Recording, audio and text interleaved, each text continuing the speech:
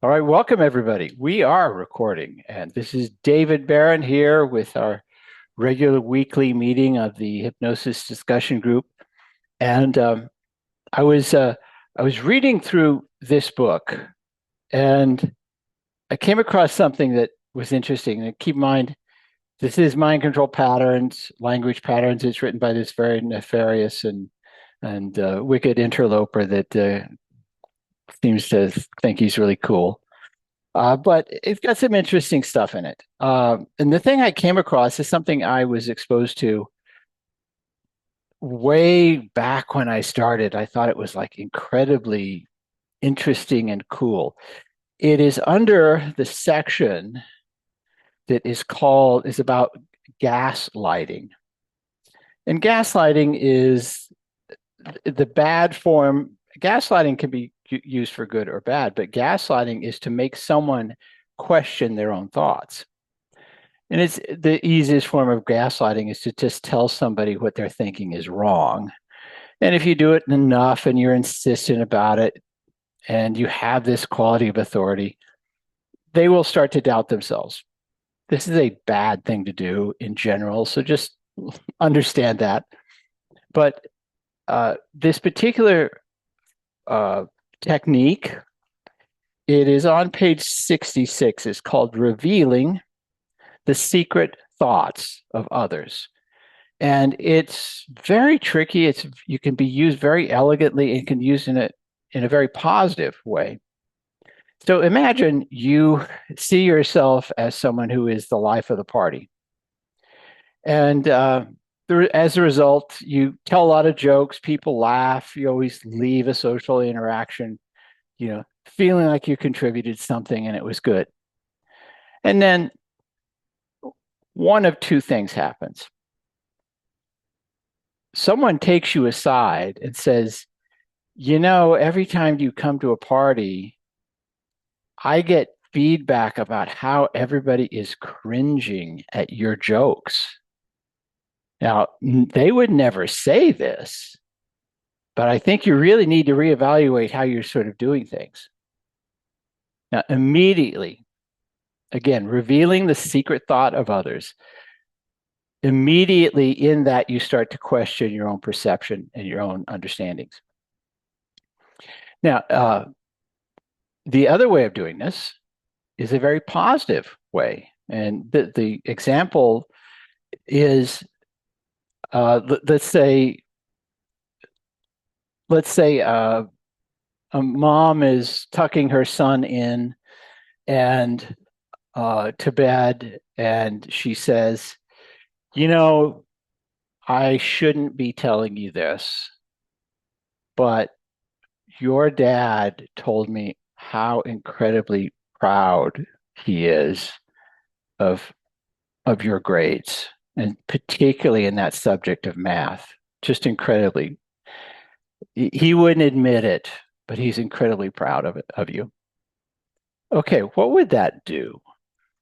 That would make you feel like, again, it changes your entire perception of yourself. It changes your reality. And so that can be used in a very positive way. Now,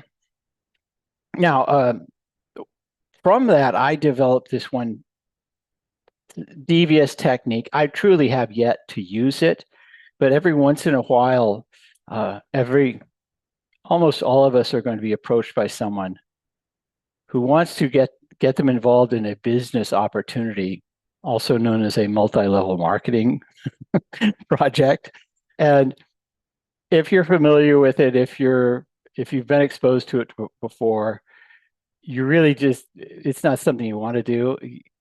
Look into it if you're curious. And so I developed a way of shutting someone down from ever wanting to talk to anyone else about multi-level marketing.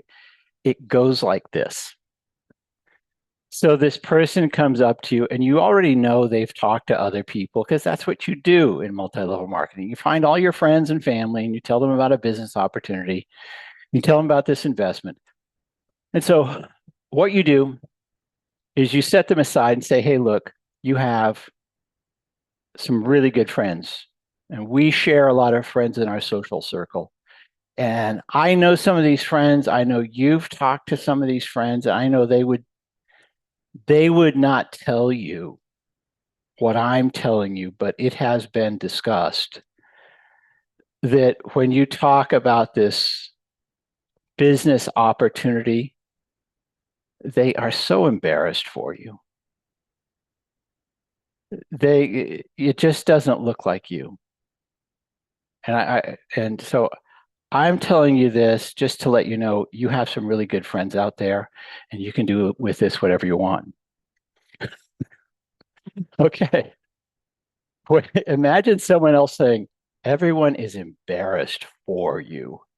Oh my God, you completely reevaluate what you're doing. So think of, in order to do this and do it with any sort of grace and elegance, think of the outcome. What do you want this person to feel? It could be negative, it could be positive. And then reveal someone else's confidential disclosure that's going to yield that kind of information. Okay. It could be, imagine the secretary of your boss's secretary takes you aside and says really good things about a project that the boss has told work to it, or says the boss is really angry that you're working on this thing. It can drive you in either direction. Okay, that's it. It's called revealing the secret thoughts of others. It's pretty easy to understand it once it's explained. Do either of you have any questions or comments? Yeah, Graham.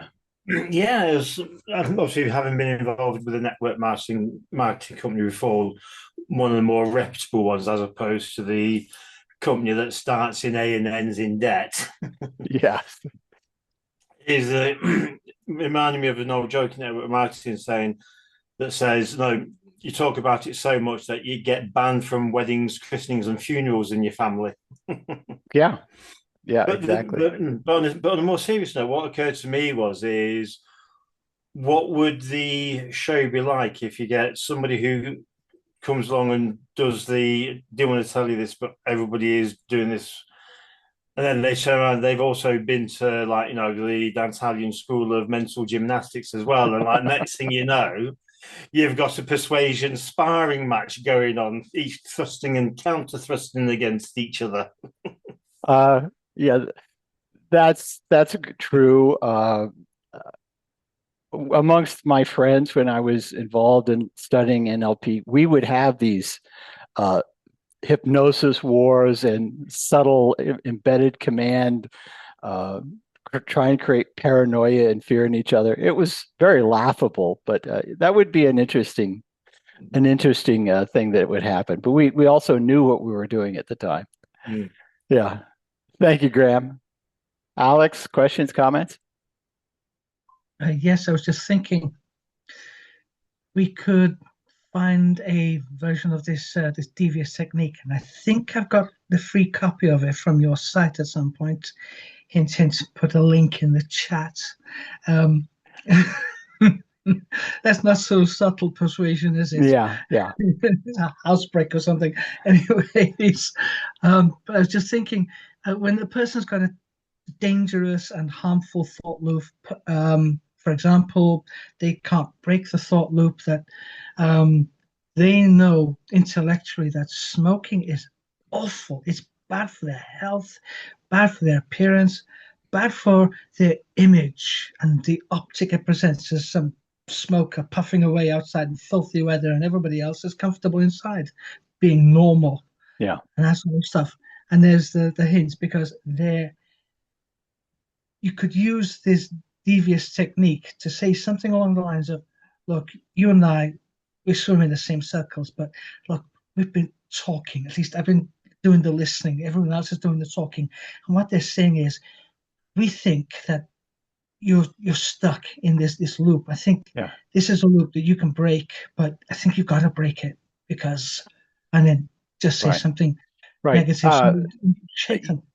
That would absolutely be. It would provide impulse toward that direction. The most powerful part of this is not just what they're thinking, but what they're saying to each other and not telling this other person. So you have this implied social pressure.